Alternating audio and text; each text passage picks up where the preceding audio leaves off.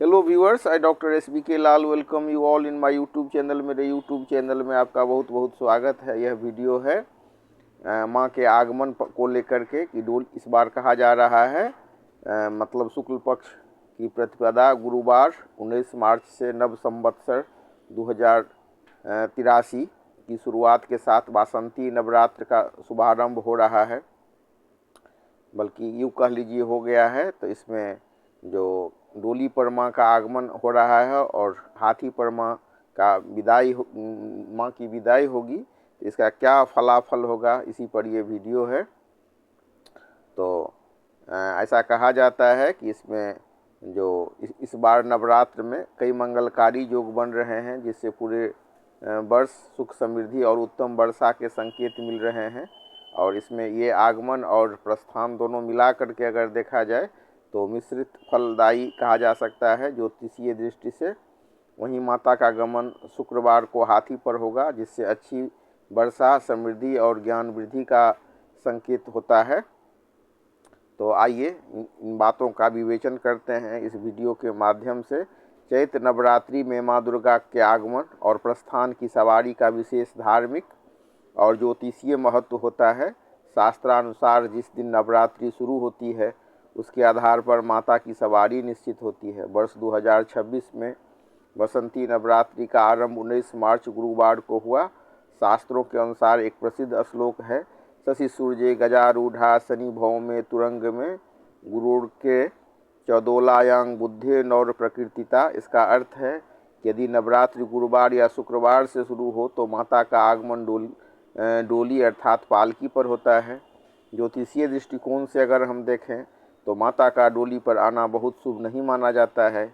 इसके प्रभावों को इस प्रकार देखा जाता है, जैसे प्राकृतिक आपदाएं, रोग और महामारी, राजनीतिक अस्थिरता, इस सब का माहौल बनता है। तो पालकी या डोली पर आगमन को भूकंप, स्खलन या भारी उथल पुथल का संकेत माना जाता है। रोग और महामारी के चलते जनधन की हानि, स्वास्थ्य संबंधी समस्याओं का कारक भी इसे माना जाता है। और राजनीतिक अस्थिरता की भी स्थिति बनती है। देश और दुनिया में शासन व्यवस्था में बड़े बदलाव या तनाव की स्थिति बन सकती है। यद्यपि डोली पर आगमन के संकेत चुनौतीपूर्ण माने जाते हैं, लेकिन भक्त के लिए माँ दुर्गा का आगमन सदैव कृपा बरसाने वाला ही होता है। शास्त्रों के अनुसार भक्त यदि सच्चे मन से दुर्गा सप्तशती का पाठ करे या ओं ऐं ह्रीं क्लीं चामुंडाय बीच मंत्र का जाप करे तो प्रकृति के प्रतिकूल प्रभावों को कम किया जा सकता है। अब इसमें हम कुछ अनुष्ठान सब पर भी चर्चा कर रहे हैं, जिसके माध्यम से हम समझेंगे कि ये आगमन के साथ साथ कुछ साधना सब क्या सब करनी चाहिए। चैत्र नवरात्रि के पावन समय में कलश स्थापना अर्थात घट स्थापना सबसे महत्वपूर्ण अनुष्ठान माना जाता है। यह सुख, समृद्धि और आरोग्य का प्रतीक है। अब हम थोड़ी सी चर्चा कर लेते हैं कलश स्थापना के बारे में। उसके लिए जो सामग्री की आवश्यकता होती है वो होता है कलश मिट्टी, तांबे या पीतल का लोटा हो सकता है। उसके अलावा मिट्टी के पात्र की आवश्यकता होती है जो चौड़े मुंह वाला हो जौ बोने के लिए। फिर साफ मिट्टी और जौ चाहिए। आमतौर पर लोग बालू ले आते हैं नदी से, जौ को उस पर उस बालू पर जौ रख देते हैं। फिर पवित्र जल, गंगा जल मिला हुआ शुद्ध जल चाहिए। फिर आम के पल्लव चाहिए, 5 या 7 पत्ते, या आम का उपलब्ध नहीं हो तो अशोक का भी पल्लव चलता है। फिर नारियल चाहिए, लाल कपड़े में लिपटा हुआ या कलावा मौली से बंधा हुआ नारियल की आवश्यकता होती है। फिर अक्षत की आवश्यकता होती है। अक्षत, रोली, कलावा, सुपारी, सिक्का, इलायची, ये सब सामग्री होता है। फिर स्थान का चयन किया जाता है। उत्तर या उत्तर पूर्व ईशान कोण दिशा को सबसे शुभ माना जाता है। यहाँ लकड़ी की चौकी पर लाल कपड़ा बिछाकर माँ दुर्गा की प्रतिमा या चित्र को स्थापित किया जाता है। मिट्टी के पात्र में थोड़ी मिट्टी फैला करके उसमें जौ के दाने डाले जाते हैं। फिर ऊपर से हल्की मिट्टी की परत बिछा दी जाती है। कलश पर रोली से स्वास्तिक बनाया जाता है और उसके गले पर कलावा बांधा जाता है। कलश में जल भरा जाता है और उसमें गंगा जल, सुपारी, सिक्का, अक्षत और थोड़ी रोली डाली जाती है। कलश के मुंह पर आम या अशोक के पत्ते, जिसको हम पल्लव कहते हैं, उसको इस तरह से रखते हैं कि वे चारों ओर फैले हुए हों। नारियल के को लाल कपड़े में लपेट कर कलश के ऊपर रखा जाता है और ध्यान रखा जाता है कि नारियल का मुख अपनी ओर या अपनी ओर ही हो। हाथ में जल और अक्षत लेकर संकल्प लिया जाता है कि हम माँ की 9 दिन सेवा करेंगे, ऐसा संकल्प लिया जाता है। और इसमें कुछ मंत्र सब होता है। इसके बाद जैसे ओम वरुणाय नमः, ओम दुर्गाय नमः का जाप करते हुए कलश को जौ वाले पात्र के बीच में स्थापित कर दिया जाता है। क्योंकि माता का आगमन डोली पर हुआ है, इसलिए दुर्गा सप्तशती का पाठ अत्यंत कल्याणकारी रहता है।